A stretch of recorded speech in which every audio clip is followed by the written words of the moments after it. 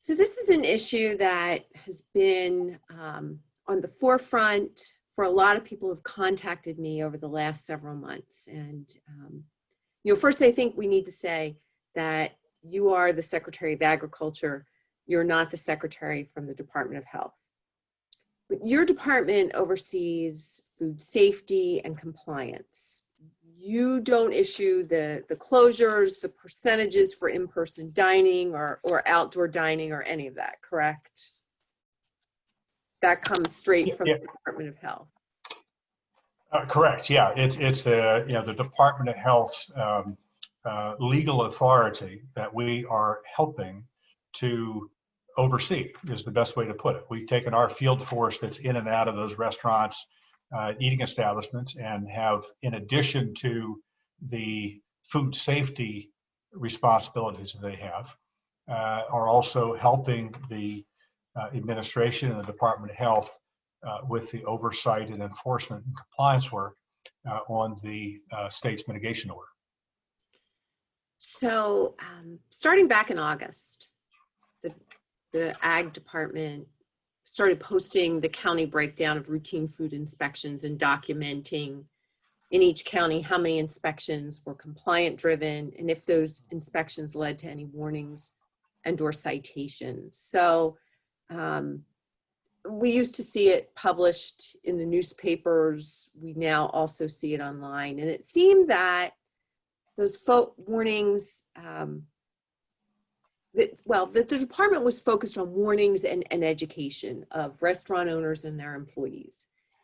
And then at the end of August, we started seeing warnings turn to citations. So can you walk me through what those violations have been, knowing there are some restaurants that have stayed open despite the governor's shutdown orders? However, in the months when restaurants were open, what were some of those violations? What were you looking for? Well, specific to the mitigation order, they were making sure that there was the employees were masked, that there was distance between patrons, that the signage that was required, the things that we have now accepted as sort of part of our daily habits, right? The masking, distancing, and hand washing and so forth. So they are really the major concerns that when our inspectors went into the facilities that we were looking for. In addition to that, when the restaurants had the opportunity to do sort of certified and open, right? They had the opportunity back in the fall to do that. And many of them did, by the way. So you could have a business that was they were open, not adhering to the restrictions. And by the way, one of the restrictions was the 25%, and they could go to 50% if they were certified. So you had that component that our inspectors had to be looking for as well. But we always started with education. To your point, we did the education, even when we had the additional mitigation orders, with proper notice. And so I feel like the restaurant owners, and believe me, I get it, that those restaurants are, they're trying to make a living. I understand that. And each of us have struggled with, what's the right approach. But at the end of the day, it was also making sure that we're protecting the top line public health and safety. So many of the restaurants, and I want to say to them who are listening, thank you for those who tried to do the mitigation and struggled with that. We really want to make sure that we're working with you to get that job done. That said, as with anything, you've got folks who say, I'm not going to do it. I'm not going to adhere to the state mitigation. I'm not going to adhere to the certification, et cetera, et cetera. Then we're left with dealing with the ramifications of that. Senator, I would also say that a lot of the concerns that came to us are by way of complaint from either employees or patrons. And it's sort of an interesting piece for me is it's not simply about what we identify in our inspections, but what the public is expecting of those restaurants and eating establishments. So in the last couple of weeks, if you look at those numbers, it's really been revealing the number of public concerns that have been expressed or employee concerns expressed about the mitigation order and the restaurants not adhering to it. So difficult issue for us. I'll be the first to tell you, really difficult for our staff, but trying to do the right thing to get us to, that point where we're open for business and we're back on our feet. Yeah, I think, that is certainly the challenge. It appeared that the high water mark for violation issued in a single week was 40 across the state. And that was back in December, the 14th to the 20th, which I think was the same week that we saw the abrupt shutdown. So can you walk us through the process? Really just want to clear up the confusion. So do you issue a fine right away after seeing a violation, or are there warnings issued? How exactly does that work? So your employee observes, or do they see if a restaurant's not complying by walking into a restaurant or sitting down at a bar? How does that all work? And what sort of penalties can be levied by the Department of Agriculture?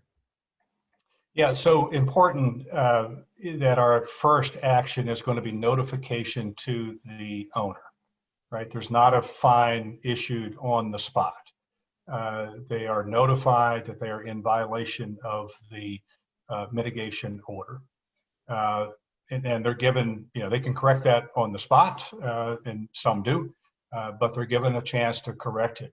Upon reinspection, if it's not corrected, there is a penalty issued. And I think it could be up to $300 initially. And then if there's no compliance, then you're left with legal recourse to try to resolve that. And that's where we have found ourselves in recent weeks with those who don't comply and get a shutdown order, because there's a structure in place to adhere to, and that's not for me to decide whether that's the right thing to do. That's what the state's order is. So, but I just want to make sure that everyone understands we're not walking in and giving an immediate fine. There's always an opportunity to make a correction. Well, having waited tables to earn my way through college, kind of gave me a little bit of insight into the restaurant industry. I think one of the things I heard was that, we throw around the phrase, we're all in this together, but then you shut me down. I've already placed my orders for food. I have food. Some were, just in light of the devastation, still tremendously gracious and kind, donating food that they ordered to local food banks and other charitable organizations. I think it was really hard for them on so many levels. Would love to be able to see a little more prior notice and work with the industry before those types of measures are taken. And really, we have seen some incredible efforts at the local level to provide guests with safe, comfortable, and I would say at times unique dining experiences. And I think we're really hopeful that, we can protect lives and protect livelihoods and not see these local businesses shut down again. I mean, these are our neighbors and our friends, and for some people it's their family members, and really concerned about their ability to sustain any more economic trauma. So we want them to protect their customers, their employees, and the public, and we rely on them to do that, to keep our food that they serve us safe. So I just say, please work with the industry. So can you give us some good news? What is on the horizon with the agriculture industry in Pennsylvania? What trends are you seeing here? are there any places where we're really a shining star, where we're ahead of other states and maybe even nations? Yeah, there's a long list. I mean, I like to begin with, the U.S. Department of Agriculture released numbers from the agricultural census late in 2020 that showed Pennsylvania has the largest number of young farmers under the age of 35 in the nation. And right, and so I think that there's a lot of things. Yeah, it's pretty incredible. I mean, you look at our major competitors, even in this neighborhood of Ohio and Maryland, New Jersey, and New York.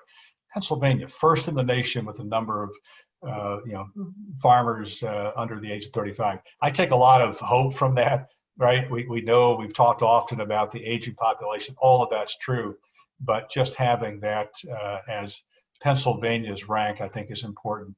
On top of that, the direct market opportunities. We spoke of our proximity in the neighborhood as an asset before. Even more important now, the dairy processing that's being done here, the hemp industry that continues to grow. So there's so many good things that I look at agriculture, and really why we have our theme of cultivating tomorrow is that tomorrow. We're looking at tomorrow, right? We know where we are, but we got to get to tomorrow. But it's got to be an active event. So it's cultivating. So a lot of good things happening. Thank you. Well, I wanted to end on a positive note. Yes. Thank you, Secretary Redding, for your time, your willingness to give us an update and answer some really tough questions.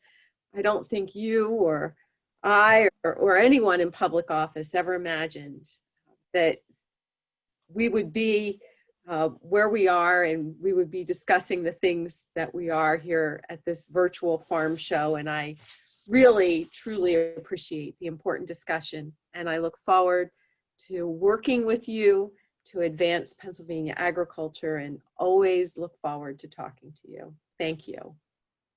Yeah, pleasure's mine. Honored to be with you, and just to say thanks for your public service. These are not easy times to lead, right? We've all been tested in so many ways, but I appreciate this conversation, your willingness to help us find answers too. So thank you.